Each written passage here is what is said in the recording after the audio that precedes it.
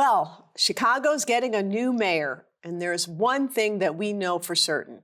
It won't be a woman. And knowing that the next mayor of Chicago will be a man raises important questions like, will the next mayor prioritize women's issues? And how will he know what those issues are?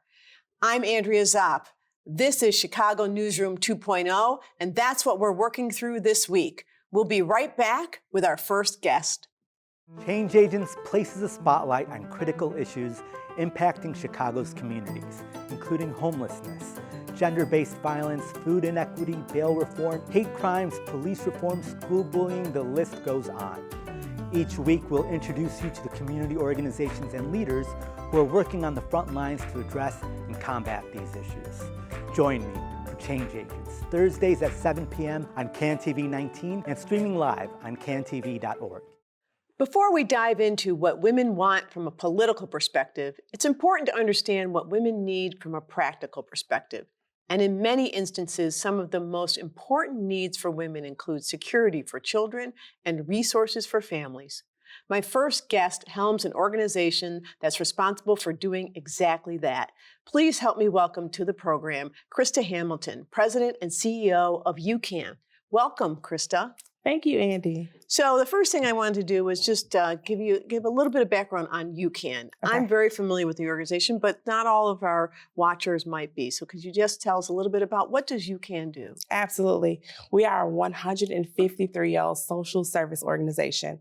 We started as a Civil War orphanage for kids that were displaced from their families. And still to this day, we're doing that work.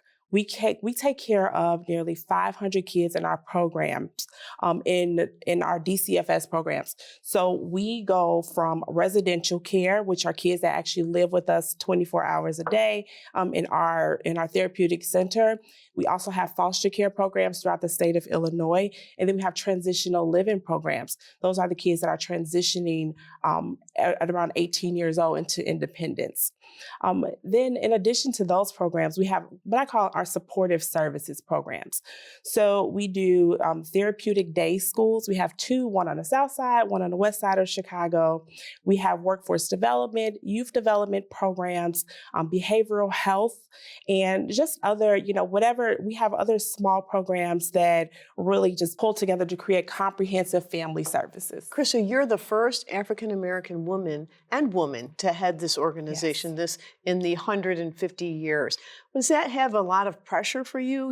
Your service predominantly families of color. Talk to us what that means for you. Absolutely. It is a lot of pressure to lead this magnificent organization after 153 years. But I think it was time, and representation matters. I reflect about 70% of our workforce, African-American females at UCAN. So it's really exciting to know that, I'm a person who was born and raised on the south side of Chicago. I've had lots of experiences with the social service system and a lot of the issues that people bring to our door. So I think our board of directors made a really good decision to, have somebody that was relatable and understand the work at a very deep level. You have a large facility on the west side, right? Yes. Where is that? We are located on Fillmore and Central Park. Oh, terrific. And talk a little bit about, based on from what you're seeing, what are the critical issues that you see with your young people and their families? Right, public safety really is braided throughout a lot of the problems that we're having with our families.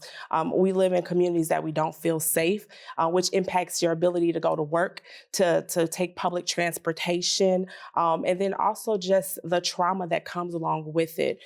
I have a violence prevention department at UCAN. We have almost 70 street outreach workers that are on the far south side and on the west side. Proudly, we have been able to reduce violence nearly 40% in partnership with other organizations on the west side. But that still is just not enough. And we want to make sure, we have a new mayor coming into the city, that they continue to prioritize public safety.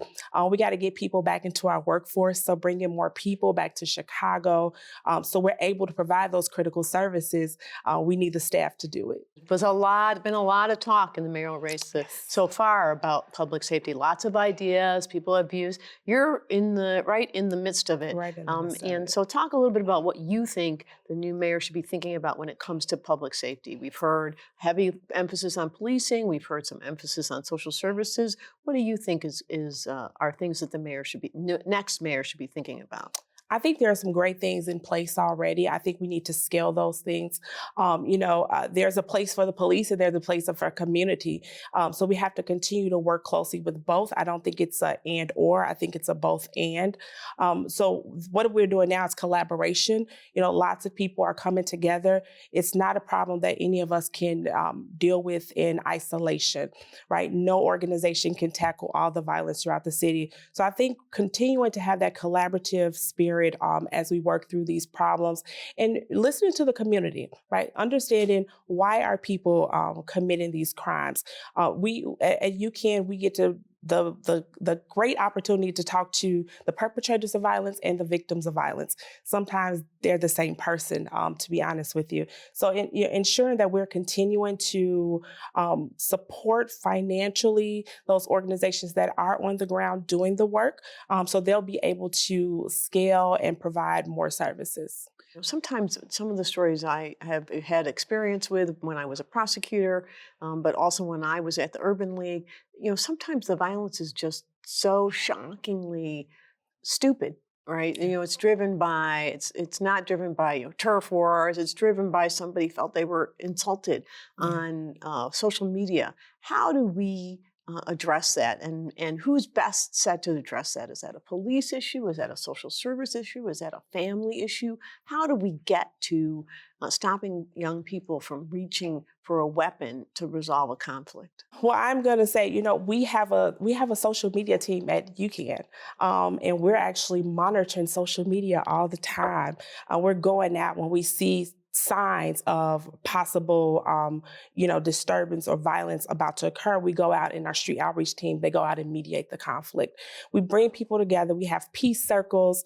I don't know the exact number of how many instances of violence that we have been able to stop, but I know that we do over 1,000 mediations per year, and I think that, to me, that's more of a community social service effort. The people that are on the ground in the community with lived experience, reaching out to people that live on their block, right, live in community, and they can speak the same language and be able to understand or work with them through that conflict resolution.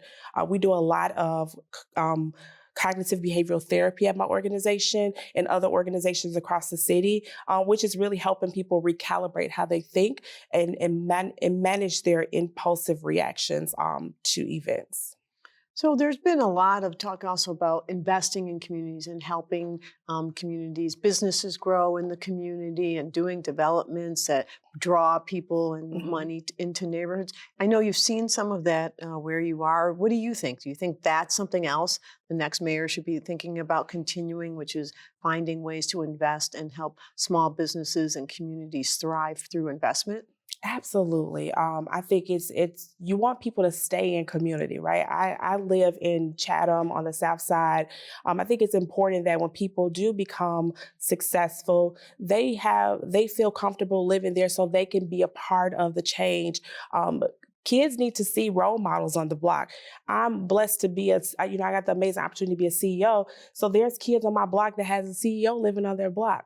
But I want to feel safe as well, right? I have 2 little ones. I don't want to feel like they can't play outside and they'll be shot. So I do think having those investments in the community mean a lot, because you want to keep people in the community, but you also want to make them feel like they're safe. And so I hope we continue those investments on the South and West Side, so people can have, everybody wants to be a part of a thriving community, and it looks nice, and you don't see vacant lots, and you don't see abandoned cars on the blocks. So I believe that will mentally impact people when they do start seeing communities look more beautiful. So, well, I think one thing we need is more Krista Hamiltons. You're doing great work, and as you said, you are a role model as a CEO and executive for people in your neighborhood and community, and for the young people that you work with. Thank you so much for being Thank here you. and taking the time to talk to me. I Thank really you so appreciate much. it.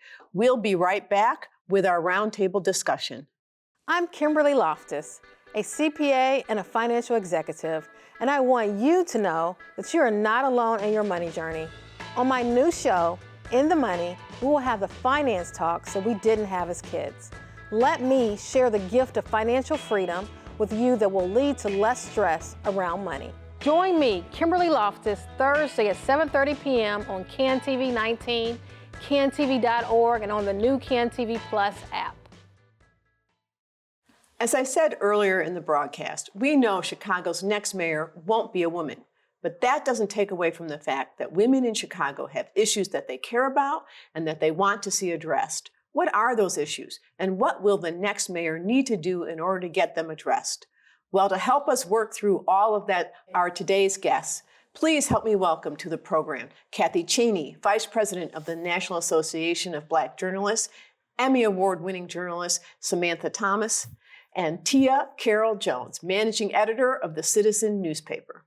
Welcome, ladies. Thank you for having Thank you. us. So before we start talking about issues, I want to just raise something that my friends and I have been talking about that to me is a little bit like an elephant in the room, and that is Chicago's only had two women mayors. Mm-hmm. Neither one of them has made it to a second term.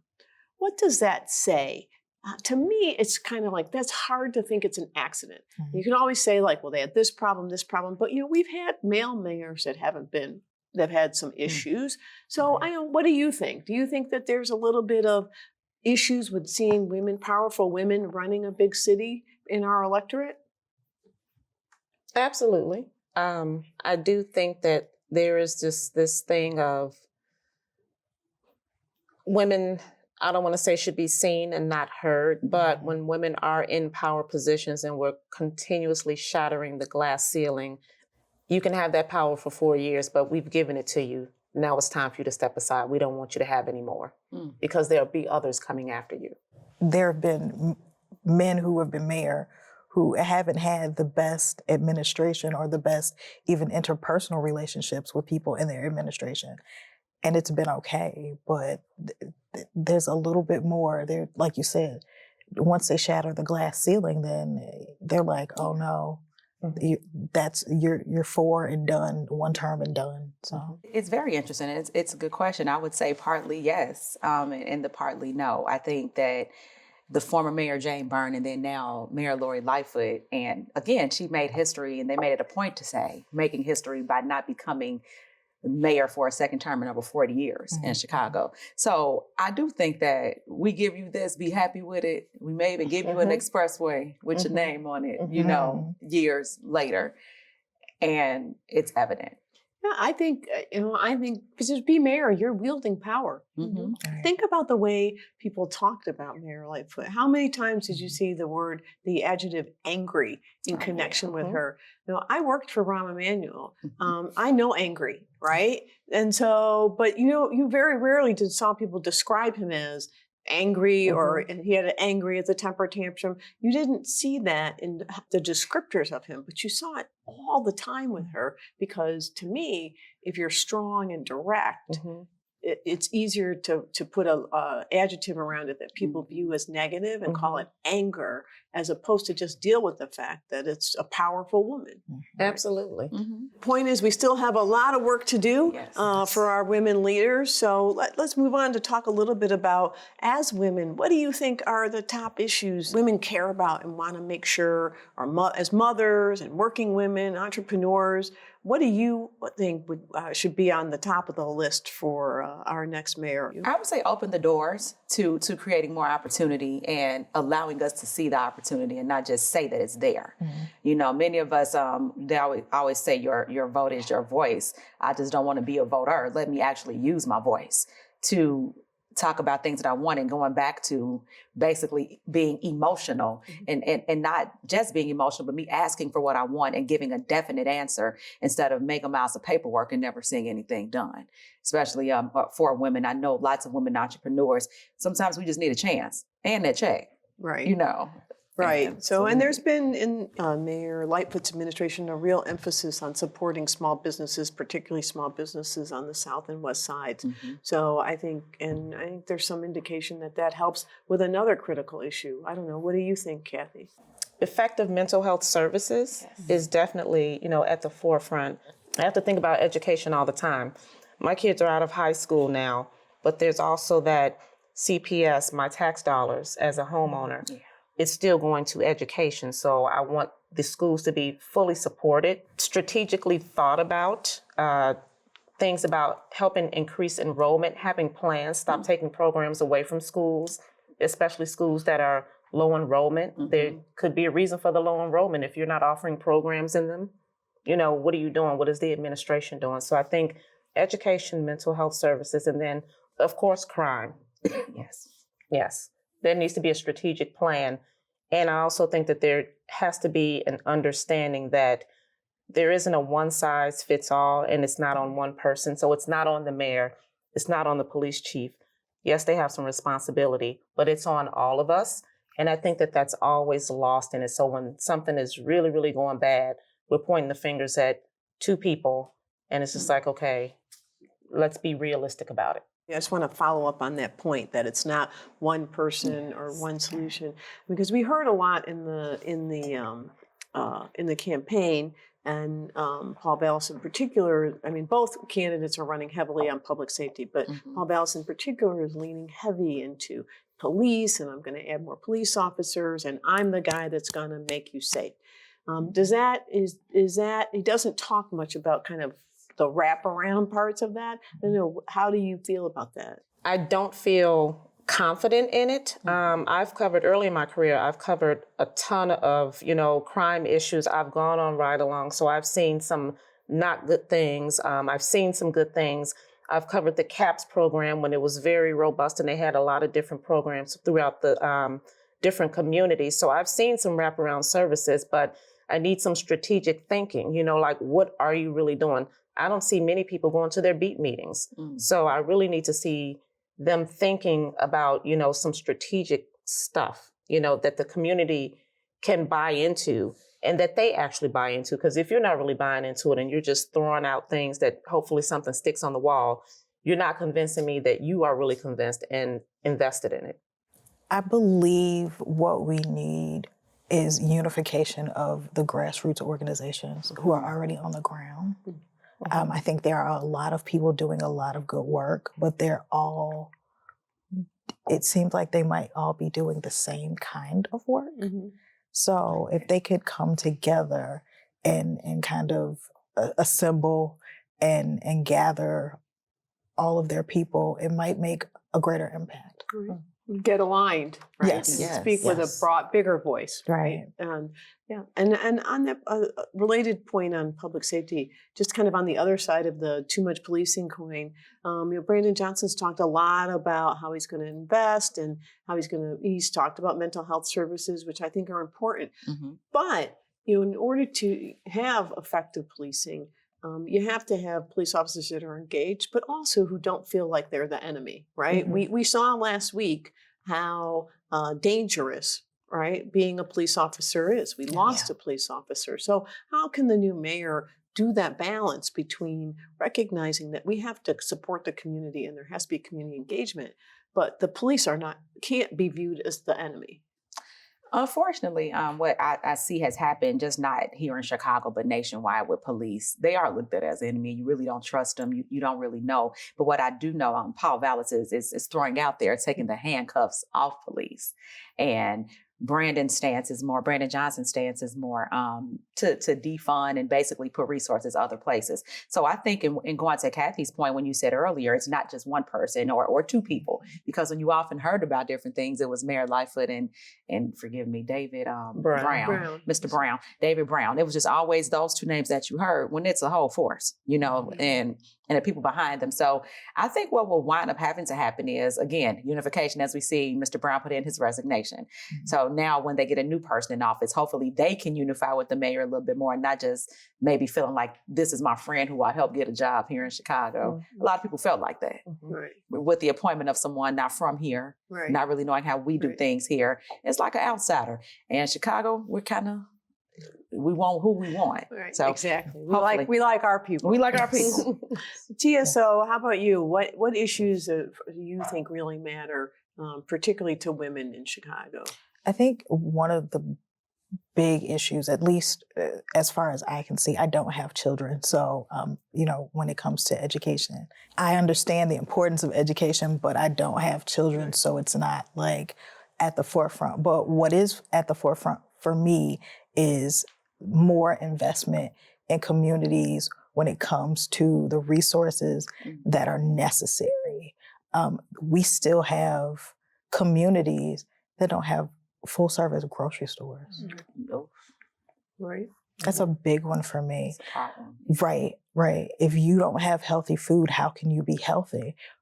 But on the flip side of that, we have a lot of kidney dialysis centers in communities that could also... A lot of dollar stores. Right. So I think it's not just investment. We talked a little bit about investment. It's the right kind of investment, right? I think, I used to talk when I was working for Mayor Emanuel, she talked a lot about neighborhoods, and we know what a good neighborhood, a strong, positive neighborhood looks like, right? We know what the pieces are, right? And so I think the question is, can you make those investments? And not all investments are the same, right? They're not going to build a thriving community or have people move back in, right? We've lost a lot, particularly in the Black community, a lot of the middle class, which I think is an issue, should be an issue for women in particular, that I think is a challenge. Well, speaking though of education, we're going to have an elected school board. And so how do you think, the mayor should think about working with the elected school board in a way that, is there something there that, counsel that, I think that matters, even if you don't have kids, because you know what, the kids that are out there tearing up the streets are kids that our education system failed. So it does matter to us. So I don't know, what counsel do you have for the next mayor about dealing with a 21-person elected school board? Give them the room to breathe and lead, listen to them, not try to go to them and sway them and say, hey, I really think, X, Y, Z about this. What do you think? Because that's leading. Give them the time to get in there, hear everyone, hear from parents, hear from, community stakeholders, hear from the kids, and then let them start forming their own opinions and fighting for who they're, there to serve, but not listen to someone who's trying to lead them into getting on their side. That type of thing bothers me. So I'm kind of scared about that a little bit, because that's going to go on no matter what. But, you can kind of see where you think, oh, I know I have an ally in this person. But if this person is doing their homework, they can be swayed to say, yeah, I see you, I'm your ally. However, I think this is the best choice right now. That's what I want to see. I want to see that independence. Right. Allowing them to be independent, right? Anybody else? Well, as a product of CPS and seeing it on both sides, CPS and private, I think that, to Kathy's point, a lot of the education that is lost breeds a lot of behavior that you see now. Because even the vocational schools, bring them back. Because a lot of people may not be suited for college, but they can have a career. But if you're not even given the tools to have a career, just go to school might not be for you. And you'll turn into somebody that is not doing and doing something else. So hopefully, again, listening to the board and letting them lead versus let's just pull this out because it sounds good and it may be good and it may save money. Think about the life you may save by allowing certain things to come back into our schools. As a woman, I have a bias, a little bit of a bias towards women leaders. I think we lead differently. We lead in ways that are effective. How do you feel about what do you want the new mayor to think about in terms of making sure that there are women leaders, particularly women leaders of color, in their administration? I think it has to happen, and not just saying we will do it and then we don't see it, but to actually make a concerted effort to see who the best and the brightest women of color are within their fields and bring them in. Be thoughtful about it, keep an open mind, look outside your circle. Yes. Because we tend to always look within our circle and everybody tends to just look like us. That's a great. You know, make sure it is diverse. I mean, Chicago is very diverse. So make sure that your leaders, you know, reflect the city that you are leading. You know, everyone doesn't have to look like everyone, and that's okay. You know, but just don't just sprinkle a couple of, you know, things in there, but just do some stuff, you know. Have us represented, please. I think the one other thing we don't have a lot of time left, but is Brandon Johnson was heavily supported by the CTU. Paul Bayles is heavily supported by the police union, the FOP.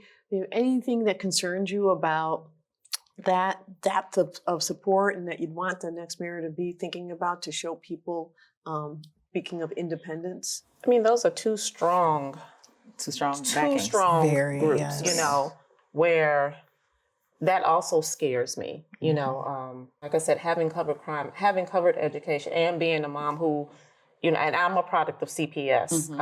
My younger daughter's a product of CPS high school. Just, I don't know, there's so much politicking within those two groups too. That scares me. So I don't know what advice. Keep an open mind. And we have to remember that everyone that is in each union is not voting the way that their union is, you know, presented. So we have to keep that in mind too. It may be a minority of people, but, you know, we have to keep that in mind. But those two unions are just heavily stocked. It's interesting. I'll just be diplomatic and say it's interesting. Both are a piece of work in their own. Yes. So, and we want them to make sure that they hear voices outside of that. Yes. Right? And particularly, you know, voices of women, because we're a big part of the city. Yes, we are. Yes. Oh, ladies, it's been a fascinating discussion. Thank you so much. And it will be interesting to see in the days ahead and weeks ahead if either candidate can convince women voters that he's the guy most committed to what's important to women. Thank you again for being our guest. I really appreciate it. It's been great to be with you. Thank you. Thank you. I'm Melissa Donaldson, and I like to call myself a curious boomer. On the next episode of Generation Flex, the table talk is on making good first impressions. What does it mean to have the look, and how important is it to reaching your goals?